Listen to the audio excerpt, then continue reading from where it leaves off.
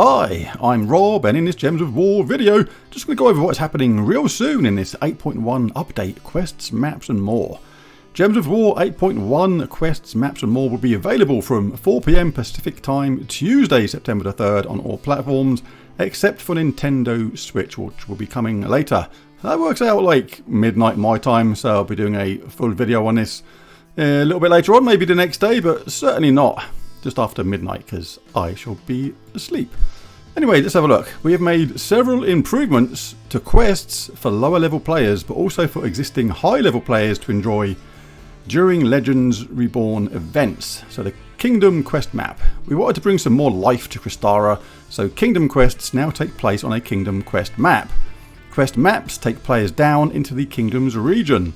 Players will now be able to see the Kingdom's quests as nodes on a path on the map.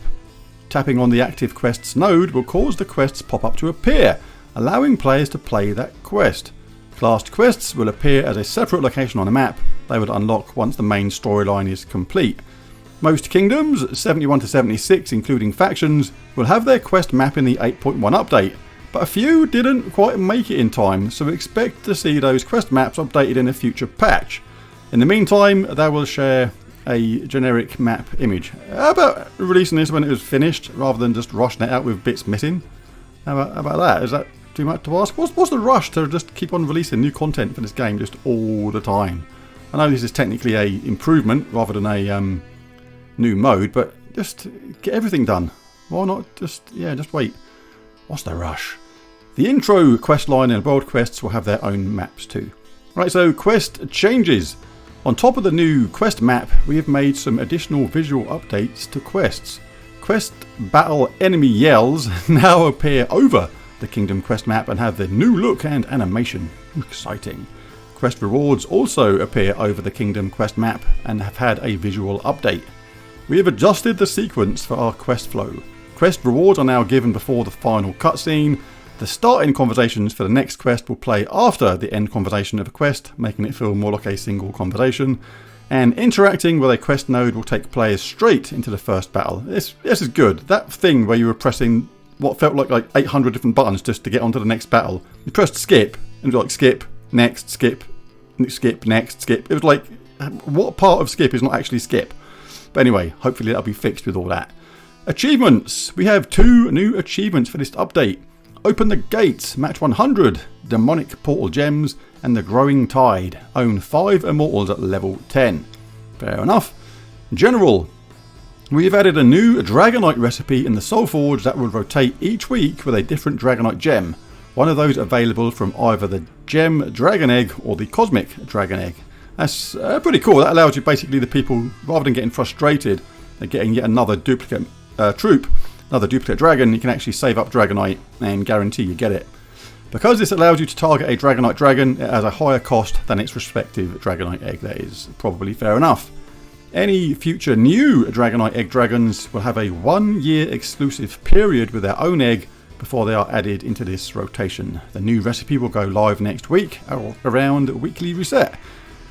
We have added a new heroic gem for a future campaign, the Demonic Portal Gem.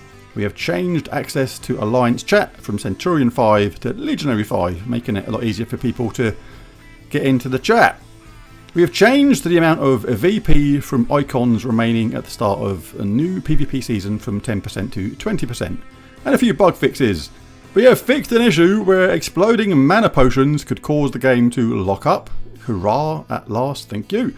We have fixed an issue. In fact, let's talk about the mana potions for a minute.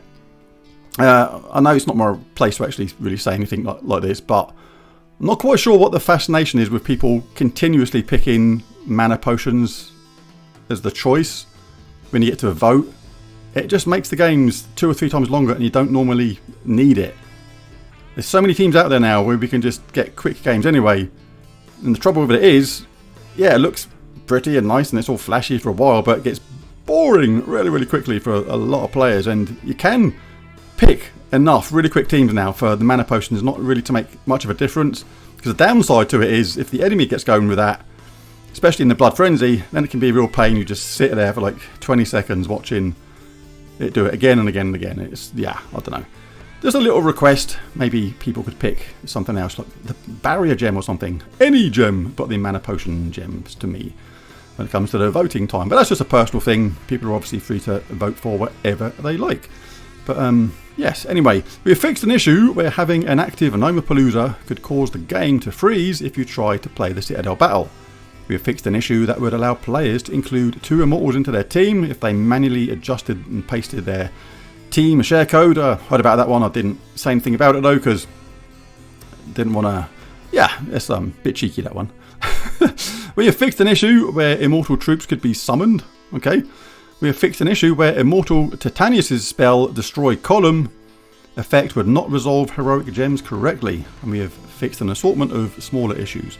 Right, so a bunch of bug fixes and a rework to Legends Reborn and a couple new achievements. We'll have a greater look at that when it's actually live, which will be pretty soon. But yeah, but there it is. There's the video. If you enjoyed it, found it useful or helpful, it'd be really cool if you bash that like and subscribe button. It really does help. But most of all, thanks for watching. I'll catch you again in the next one. Bye for now.